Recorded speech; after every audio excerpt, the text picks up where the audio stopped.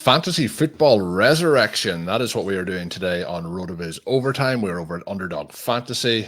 We are waiting for a draft room to fill up. It's going to be myself and Shawn Siegele drafting in the rest of season format as we look to take down that top prize. So I'm looking forward to this, Shawn. We haven't done one of these together yet.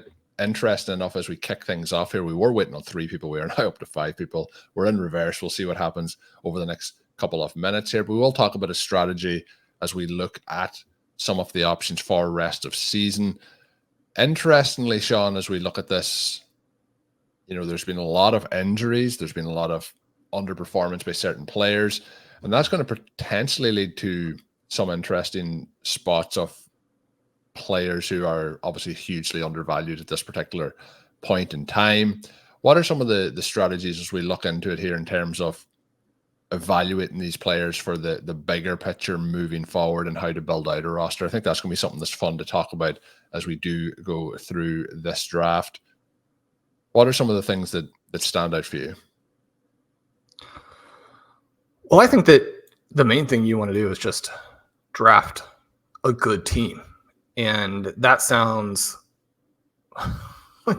very simplistic or absurd, and yet it's easy to get lost in the weeds and not pick up the best players. Now, one of the things you can do, you can go to the RotoViz Strength of Schedule streamer and get a sense of how future schedule is going to come into play, because you see every week that, especially when it comes to running backs, that these matchups do matter.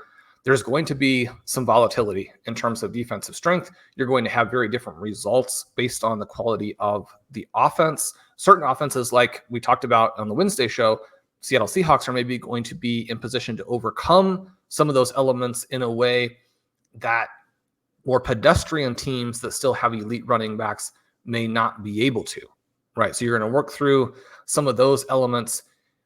You have some teams that are on bye in week 5 and will have essentially an extra game.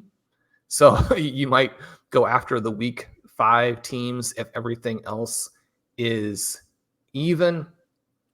Colm, you see here at the top that the top player in rest of season ADP is Saquon Barkley. That to me is a little bit surprising. It seems like an overreaction to a couple of long runs that he has had to this point. I think one of the big advantages you can get at this juncture is to continue to understand what the preseason ADP told us, to adjust where you are based on what's happened in the first month, but don't ignore everything that we knew coming in. So that's going to differ manager to manager. I think that part is interesting, and that part is one that can give you a big advantage. I would continue to say that what you want to do to win these leagues is to draft the best players, not to say grind ADP, or not to believe that ADP has answers that you don't have if you have done your research, if you're a RotoViz subscriber, if you are following what's happening every week, if you listen to the pods. You don't need to take ADP then as some separate outside source of information that knows better than you do. Yeah, and I think it's going to be interesting to see as we go through the draft where players sit, what players we can get to the roster, and what players maybe slip through the net, as people may be either going with the ADP and players that we maybe aren't targeting, or are changing the dynamic and maybe doing what Shawn's saying and going the opposite direction. We do have a lot of running backs in those opening 2 to 3 rounds now, which we didn't have in the preseason. Obviously, part of that is down to the fact that running backs have performed relatively well in the opening season. We've talked about some of the reasons for that, some of the game planning of teams, some of the deficiencies in run defense versus pass defense in the NFL in those opening weeks. But I do think that is an overreaction, and a format like this can be taken advantage of. As Shawn mentioned, it is only 4 weeks of data that we have. We still have to go through the rest of the season. And while each week it feels like more and more of the information is like set in stone. It does change week to week every single time that people will have that opinion.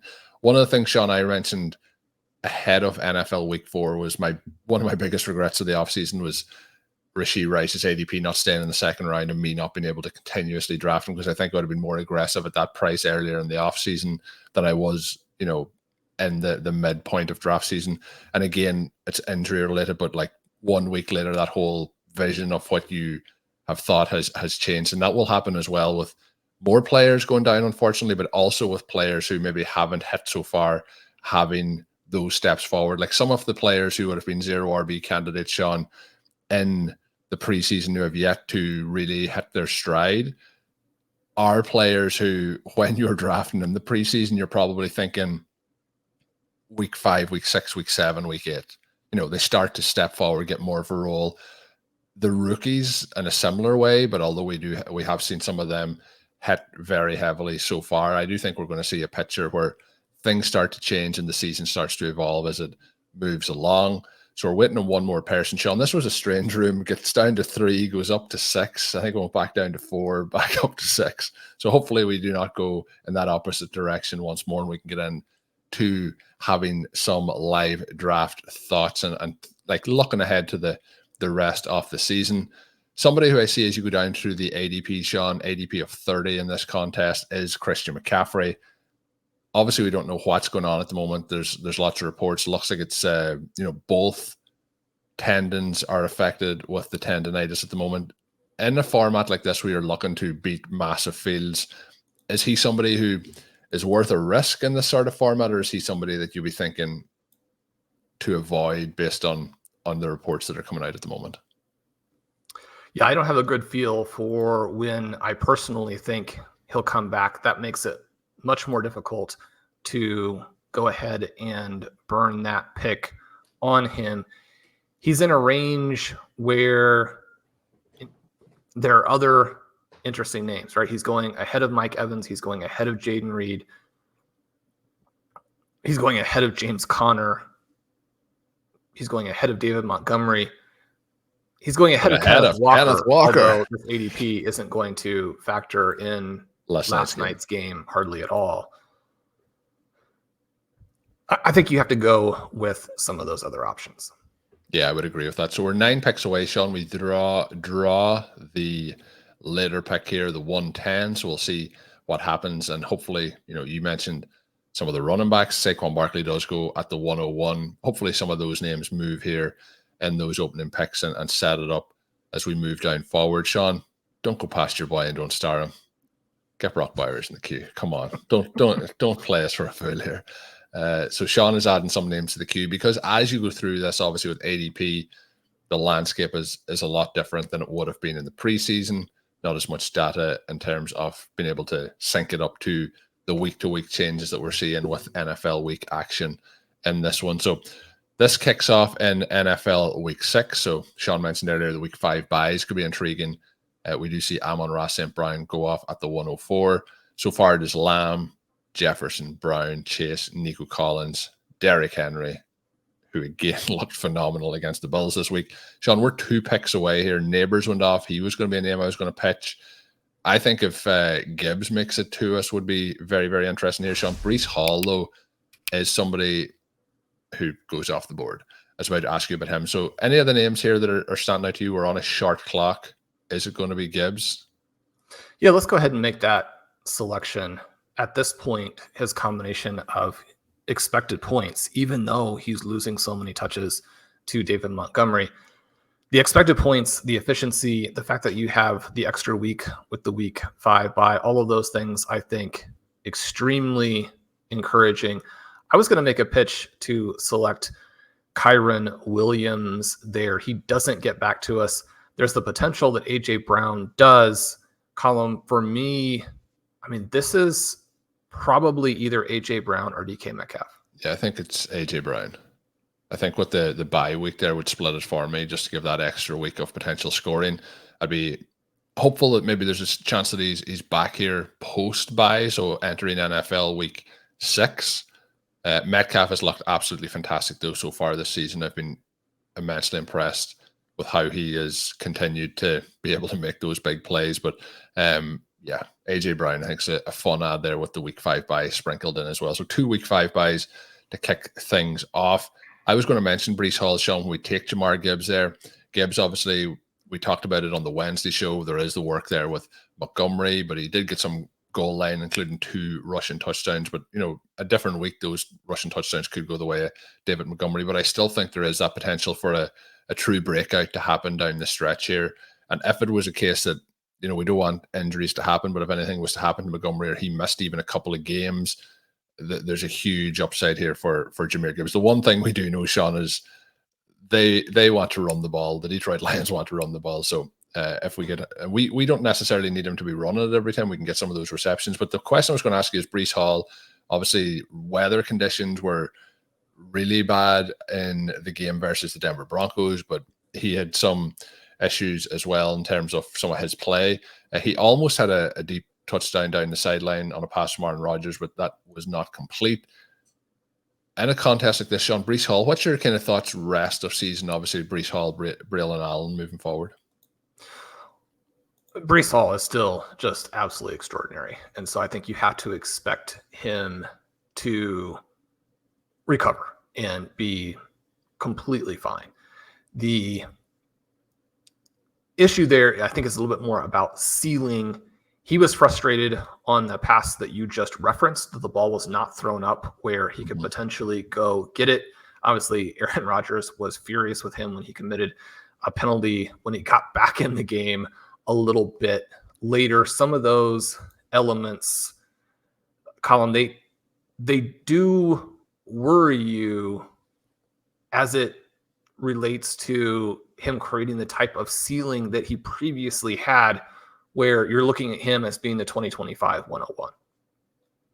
We are back on the clock, Shawn. I was going to say DK Metcalf goes 1 pick before us. I would go with Deebo Samuel here. Do you want to go with Diggs or Samuel? Or have you a different direction? Do you want to go with Walker? Well, I think that we can choose between those guys. I really think this is Kenneth Walker. Okay. Do you think? I thought, well, I suppose with Monday Night Football, you're probably right. Kenneth Walker may not have squeezed his way back to us, so that is fair. Is Deebo someone you want to add to the queue? He goes. Yeah.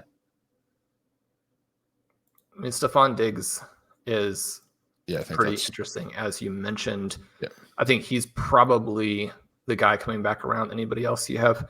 No, if we want to go wide receiver, I think that's the direction we go. And I know we would like to get Bowers, but we also need to get some wide receivers. So second wide receiver in Stefon Diggs. For people, we're not going to go into a big talk on Kenneth Walker. We kind of gushed about him on the Wednesday episode of RotoViz OT, if you want to go back and listen to that. But looked fantastic on Monday Night Football. We now have 2 of those running backs who look fantastic on Monday Night Football this week, in Gibbs and Walker. Stefon Diggs, Shawn, we didn't get to discuss on RotoViz OT. He gets a rushing touchdown this week on a play that looked to be a designed pass for him down in the red zone. He rushes that one, and that was his first rushing touchdown of his NFL career, which I would have assumed at some point in the past that would have happened. Tank Dell obviously hasn't been involved a lot so far, but what's your, we've seen just a huge volume of targets going to Nico Collins, who is the 5th wide receiver drafted, and that's the 6th player overall. He has looked great. I've been very impressed overall with what we're seeing from him. So still pretty optimistic on Diggs' rest of season. And how do you expect that Texans wide receiver core to shake out? Because I do think we're going to see Dell back involved as the season goes on as well. Yeah. The concern there would be that Dell comes back, takes a lot of the work. I'm still cautiously optimistic. The more that I got some distance from actually watching the Texans-Jaguars game, the better I felt about the way CJ Stroud had played, the way the offense functioned, the value that they were able to create for both Collins and Diggs. I think that this offense will continue to evolve, get better, get more explosive, and potentially create really meaningful value across the board, to where I think you're going to get as much or more out of Diggs, even though I still think that Dell is probably one of your better buy low types of plays currently. You know, I talked in the intro about not getting too far off of the players that you thought were excellent plays coming in, unless the new information was pretty overwhelming. I would say mostly what we've gotten from the Texans is disappointment, but not to the point where you're suddenly out on all of these players. So one of the players we had the queue, Shawn, was Trey McBride. He does go. Xavier Worthy is the next man up here. JSN would be another potential option. I think that Worthy here would be the pick for me. The question I was going to have, we take Worthy, and then we have some alternative tight end options, which was one of the reasons I was going to suggest maybe passing on McBride. But I've been very impressed with Kittle so far. He would be somebody that I would make a potential pitch for here, but you have JSN as well. You have Brian Thomas, you have CJ Stroud. I was going to kind of open up the idea of the Stroud, Dell, Diggs kind of tier together, but I think that it's going to be hard to talk Shawn Siegele into passing up JSN if that is the case. Kittle does go off the board, so my pitch there is out. The next tight end up would have been Dalton Kincaid, but I think JSN, Shawn, here would be the direction that I would go, unless you want to go with Stroud. Yeah, we can go with JSN there. I do think that Dalton Kincaid as the last sort of viable elite tight end is pretty interesting. And I say that Dallas Goedert is both still available and has a week 5 bye. Maybe he comes back to us, although I guess I would doubt that is the case.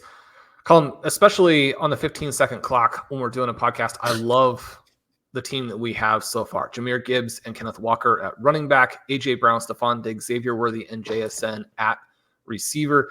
It's a good mix of positions. It's a good mix of talent. We have a couple of week 5 buys in there where we'll get an extra week. How do you feel about the roster to this point, and what are you looking to do as we kind of move into the middle rounds of the draft? Yeah, I think that based on the fact that we got the 2 running backs and we still were able to get like Worthy, JSN onto the roster then as the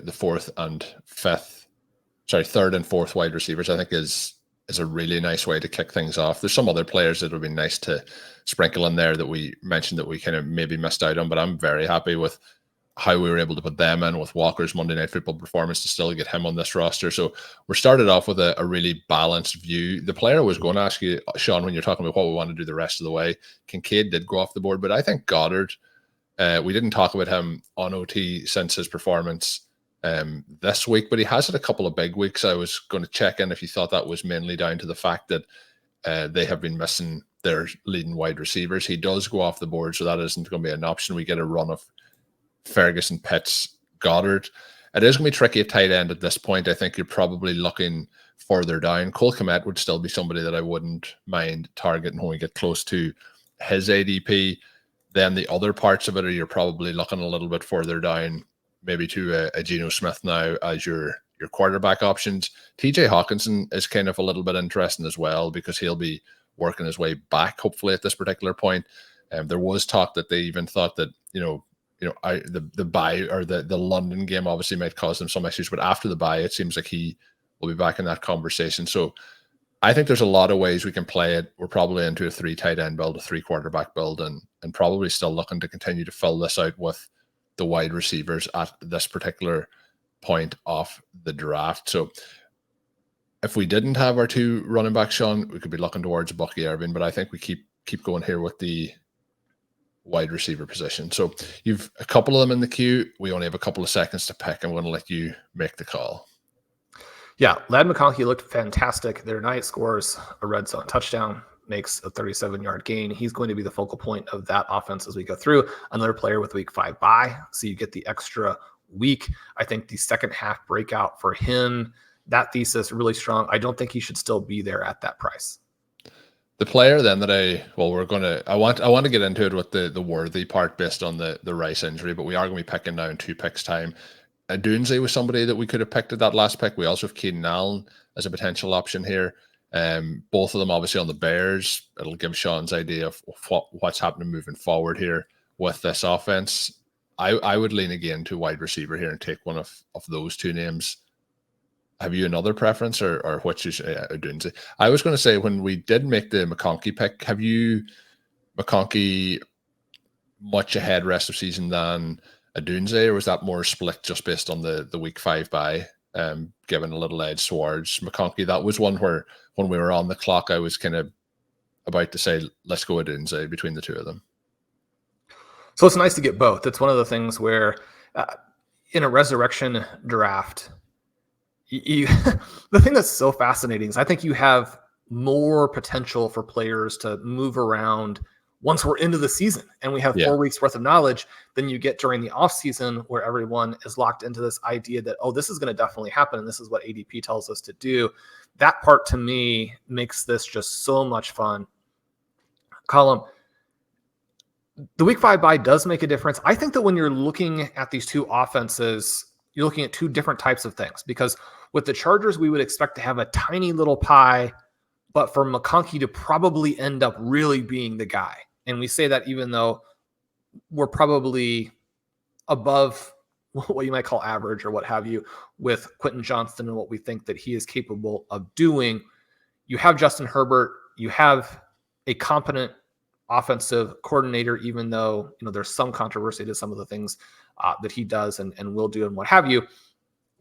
The flip side of that is that the Bears have the potential to be a really big pie offense. We got that in week 3 with the huge number of passing attempts. And yet Odunze's portion of that very much up in the air. I think that the great thing about it is that you can bet on a young player and potentially win huge, right? You're a big winner there. You end up then with the 6 early receivers. That part of it is fantastic. Just having such a wide range of outcomes for Odunze, I think, is a lot of fun. Yeah, the player, Rashee Rice, does get drafted in the 9th round here. Might have been an auto select, but I do want to get your Worthy thoughts. We mightn't get to it before our pick. What's your outlook now? Is it I think it's potentially detrimental to him that we now have him as the focus piece of the offense in terms of the wide receivers, but it also should lead to him getting some more volume. I think they're going to have to lean on him a lot more as a rookie than they maybe even had intended.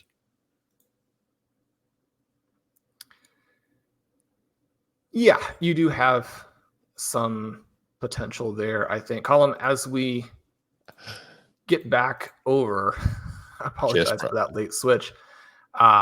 Chase Brown, I think, is the pick. Okay. I was pretty sure, Shawn, what was happening there was that you had made a decision on who the pick was, and it was just going to be the pick. You will give me your Worthy thoughts after this next selection. We are in a situation now, we move around. I think we're in a spot where getting a quarterback would make sense. We've kind of built up what we're doing here at the wide receiver position. I was going to suggest, Shawn, we could go, all the way down a Charger stack here and get another wide receiver, but I think we're at a good spot in terms of what we've built up here. And I think Jared Goff would be the pick based on what we've done so far.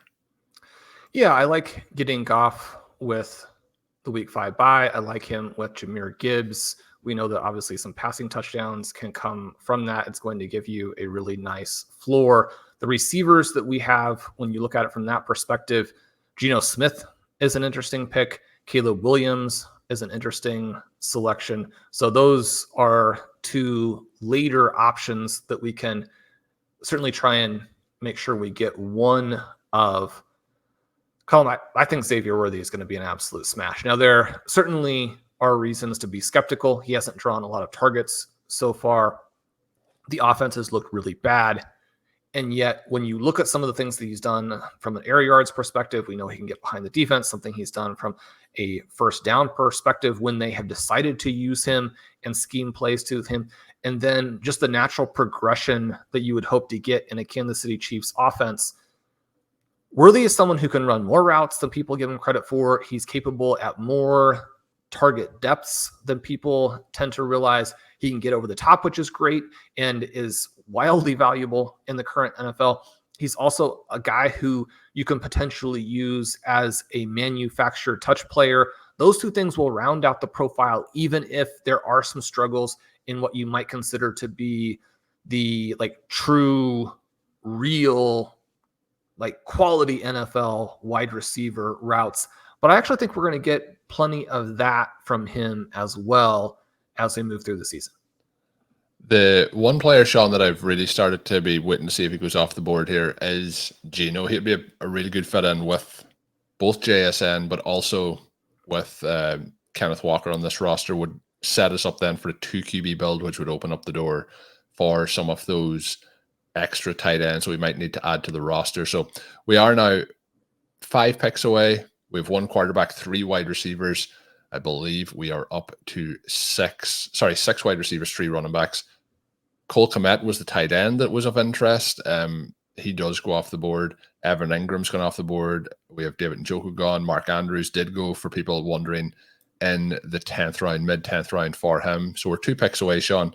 Who's in the queue? Let us know. I think Geno Smith would be that first pick, and then I would be looking to see who comes back around at the running back position probably at that point. So we're able to get both of the QBs from the Monday night shootout. Jared Goff, Geno Smith. You pointed out how Geno is such a great fit for this particular team. Colm, it would have been fun it would have been a difficult choice if Cole Kmet had come back there. That would have been a tough one. One of the players I think is pretty interesting right here. We had a discussion about Juwan Jennings on the Wednesday show. We lose both Tyjae Spears and Javonte Williams right there. I think that Pat Freiermuth is a little bit interesting, but Colm, I would probably go with Jerry Jeudy. Jeudy or Juwan Jennings? Let's go with Juwan Jennings. I know I just did that because we were going to. I did that just to see what would happen. I knew we were going to run out of time. I think Judy's looked good in an offense that has really struggled so far. We have talked about some of the plays that have come back. Like Amari Cooper could, at this point, have had a really big season to this point. We've had a couple of near misses for deep touchdowns. We've had a deep touchdown this past week called back. So there is signs that some things could work out for that offense, but Deshaun Watson has been really, really poor. But Jerry Jeudy has got in the end zone. He's had, consistent targets. So I think adding him in at this point is interesting. The other player, Shawn, that I potentially was going to mention there, if we hadn't already had 2 Seahawks along with it, Tyler Lockett could have fitted in with the Geno Smith team. The other player that I was going to pitch that wasn't a wide receiver, if we had a longer clock, would have been Jaylen Warren. I still think that the season is early for somebody like Warren, who was a 0 RB candidate, and then he's in a situation where it hasn't just worked out as of yet. I still think that things can turn around for him as the season progresses here and he works his way back from injury. So he does go then in the mid-12th round. He would have been a name that I would have been interested in. But we do have 3 running backs to this point. I also do know that we had 6 wide receivers, so we could have went in that direction if we wanted. Was there any thoughts there for Jaylen Warren and that mix at that pick? I don't think so. I think that the wide receivers are going to they basically completely dry up once Jeudy and Jennings are gone. Jennings has somewhat surprisingly come back through here. He would have been a better fit for this team with having the Jared Goff pick in the week 17. We are set up very nicely for Geno with having not only the Seahawks, but also having Rome Odunze there. I sort of think that Jeudy is not only a compelling and viable pick there, but potentially a league-winning one. And who am I to argue with that, Shawn? My kind of part there, we talked about on the Wednesday episode, the situation with how we're looking at the 49ers offense moving forward. We're back on the clock. We miss out on Likely, Shawn. That was the pick I was going to mention there. Either, do you want to go Hunter Henry? Yeah, I don't think there's any reason when we need a tight end to go away from the guy who's actually been very good so far this season. I'm not that optimistic about the rest of season outlook But at this price, in this situation, it's probably overthinking it to go in a different direction. Colm, kind of a gross area here. Do you have some running backs that you like? Carson Steele, the top name by ADP. You've added him to the queue, but if he makes it, I think Justice Hill is probably a smart play here. He does make it back to us. No tight ends of interest at this point, I would assume, as Shawn quickly clicks that before I get to ask about the tight end. Were you afraid, Shawn, who the tight ends? No, I mean, you can take a Dalton Schultz, you can take a Tyler Conklin, you can take a Zach Ertz. Yeah. My preference would be to try and get Tucker Kraft. Yeah, that would be the way I would like to do. And you were in a situation there where we were going to be either going down, say, 8-9 picks by ADP to get Hill, or even further down to get Kraft. So that is the one we are watching for now, if he would make it back to us. But we were talking about, the point I was talking about was the Juwan Jennings and the 49ers outlook rest of season. I think it's pretty clear that, there is Amari Cooper there and Njoku will be back, but the targets are going to be mainly between those main guys on this offense. The one part I'm interested in waiting on is, Nick Chubb should be coming back in the next couple of weeks. They've activated his practice window time. He was somebody who I ended up drafting a lot in the offseason that I wasn't expecting to be drafting at the start of the offseason. But now in this format, going in the 8th round, I think that, there's some teams like that as you look, you're talking about this is a resurrection draft. There's some teams that maybe you're looking at and you're like, it's going to be a long run back for them to get into contention again to qualify for some of these playoff contests. But there is a lot of teams that I have with Nick Chubb that I think can help elevate those teams up.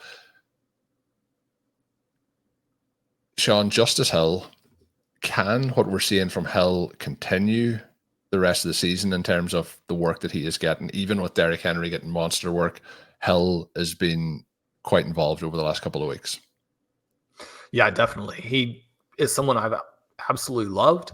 Someone I probably my greatest regret in terms of the 0 RB candidates countdown, not including him. Connor had reached out to me at one point during the summer talking about what the Ravens were saying, because obviously he and I have liked him, or at least he was referencing all those articles I wrote in the past about Hill and kind of joking about he finally gets to this point in his career and the Ravens seem to realize what they have. I think all of those things are kind of fun. The offense right now appears that it will go through those two backs. They both have a role. You're not going to get the big games every week by any stretch, but I do. And Colm Tucker Kraft, just ahead of us there. That's a little bit of a dagger. Tyler Conklin also goes. I think this is a running back pick. And can I interest you in a Tyrone Tracy? Yeah, let's do it. That was a real bummer, Shawn. I was looking at the teams as it was moving forward, and both of those teams that were picking before us there, I believe, did not have tight ends so far. So we do miss out on Kraft. I wasn't as worried about the opportunity to get Conklin there. Shawn, Noah Fant could fit in if you're interested with a Seattle Seahawks team here. If you were thinking about adding him potentially, I don't know if that's something that you're interested in at all. Don't hear. Not much reply. No, probably not. Positionally, we're very well set up. We have 3 more selections. It is tight end that we need to hit. I would guess that we could hit tight end in our final 2 picks. We do have the 5 running backs, 2 of whom should be elite. Do you have a preference with this selection? I don't know. There's go for it. Jalen Tolbert. Go and do it. You click them, put them in. Do you want Mitchell? No. We get Tolbert. Who are you going to go for? A pretty dynamic and exciting wide receiver group. Tolbert, somebody who we've liked. His first 4 games have been a bit of a mixed bag. The Cowboys still looking for that player who can complement the rest of the things that they have on offense. You like that better than an Alec Pierce and Adonai Mitchell, some of the sort of big swings with the Colts.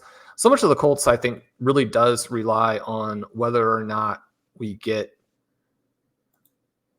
mostly Anthony Richardson or we get that potential. So Colm, this team now is one of my favorites. I'm really surprised that it fell to us this way in a resurrection draft with the information that we have. It is going to come down to tight end now in these last 2 picks. I guess I would still have some enthusiasm for a Luke Musgrave. I know he has lost the starting job, but with the size of the potential pie there in Green Bay in a best ball format where you don't have to pick the starters, I think that would be interesting. We saw Jatavian Sanders start to get a little bit of run with the Panthers this last week, and they have looked very dynamic with Andy Dalton. Eric All has been a bigger part of the Bengals offense going forward. Thoughts on those? Oh, they're all players. I mean, you can always take a Cade Otton who is involved, but is just so uninteresting. I remember, Shawn, I don't know if it was last season, whenever Brady, I think, might have still been there at the time, and I was pitching Cade Otton one off season, and it never came around to Shawn Siegele wanting to draft him. He gets drafted 2 picks before him, so we don't have to draft him here, Shawn. Throw us back to the queue just again. I think Eric All is interesting again as the season starts to move and progress back. I like all 3 of those options. We're going to have an option here to pick which one we want. I would go with ADP and take All as the first one, and then see what we work our way back then between the other 2 names. I would kind of think that there's one team here picking at this particular pick that has only 1 tight end, so they're probably going to take one of these names. People will be wondering, Shawn, why I'm not going to pitch Greg Dulcich here. It has been a tough start to the season. I have enough Greg Dulcich shares to get me through the winter without taking one at this point.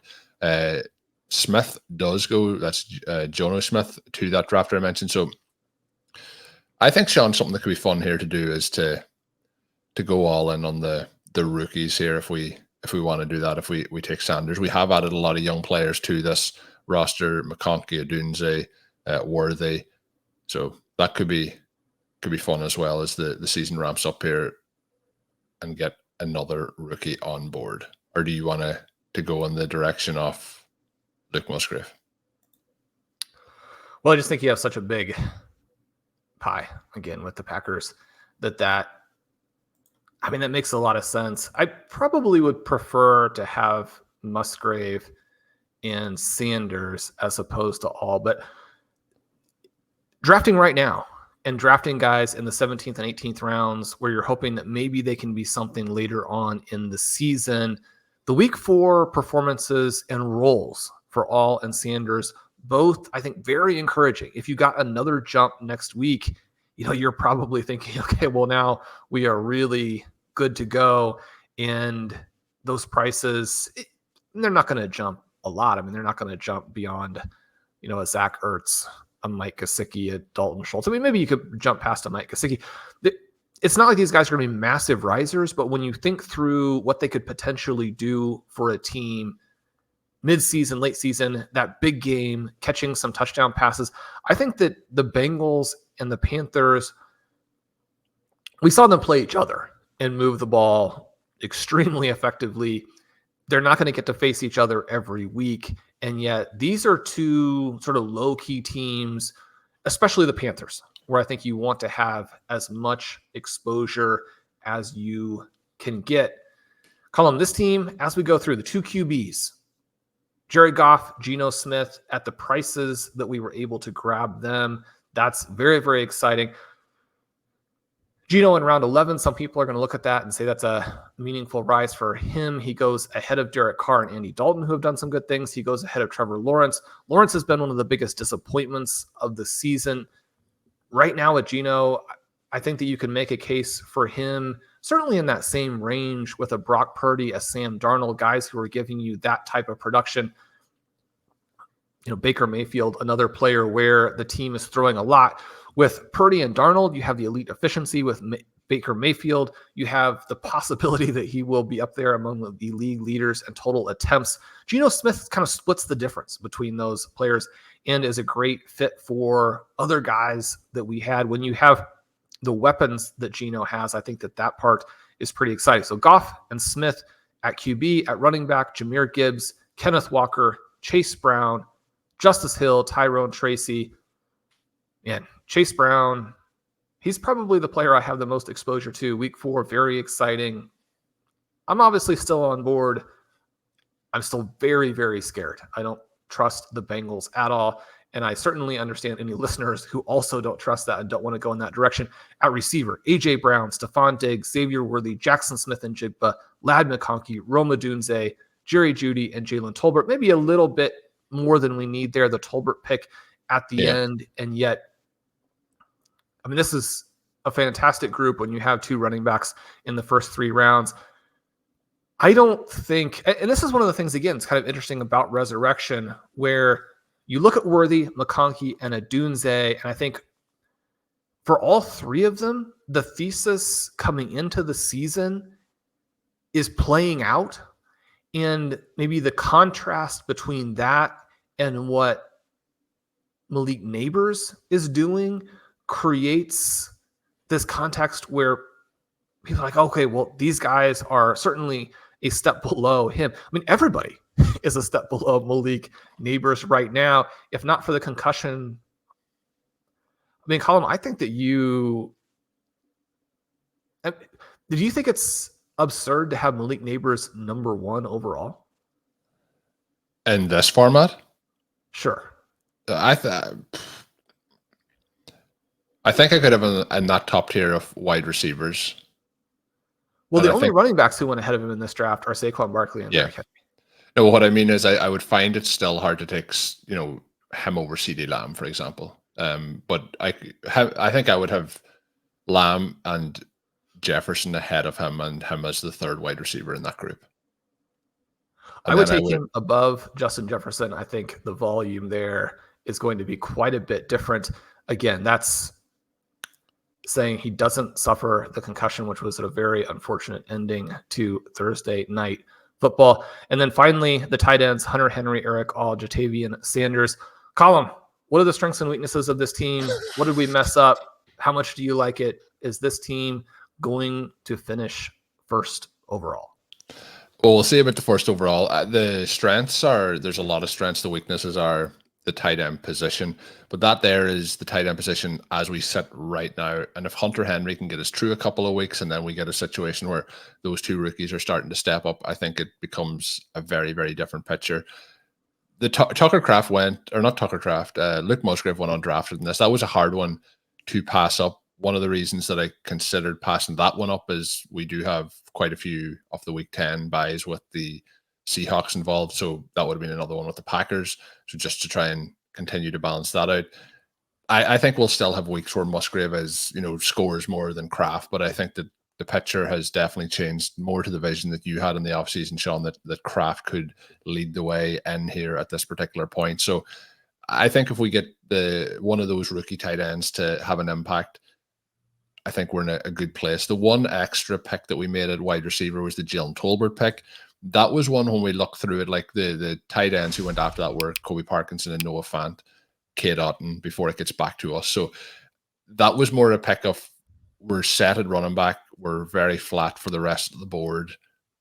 That was the best player I felt was available at that particular point of the draft. So we didn't really need that essentially, but I think it's going to be advantageous on the roster. There wasn't really a 4th.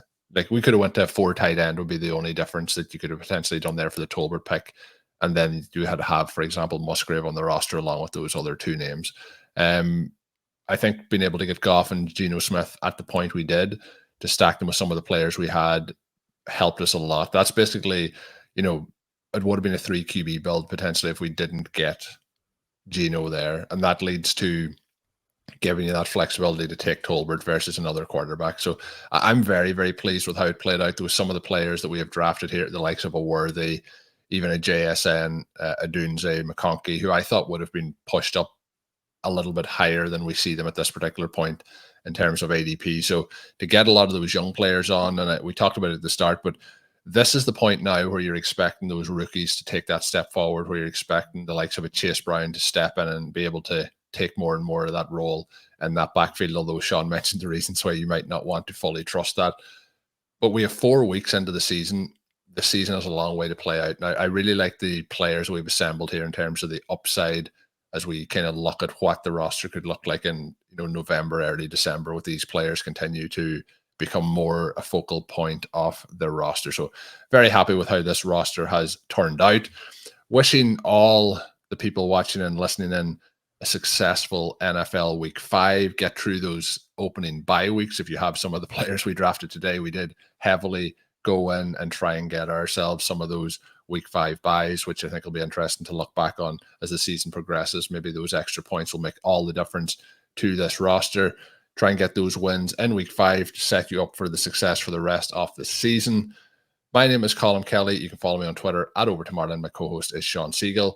Check out Shawn's work up on rotoviz.com. And a final pitch for the Guillotine League we're hoping to draft next week here with the RotoViz OT listeners. If you're interested in drafting against myself and Shawn, let me know on Twitter at Overtime Ireland. Email it across at overtimeireland@gmail.com.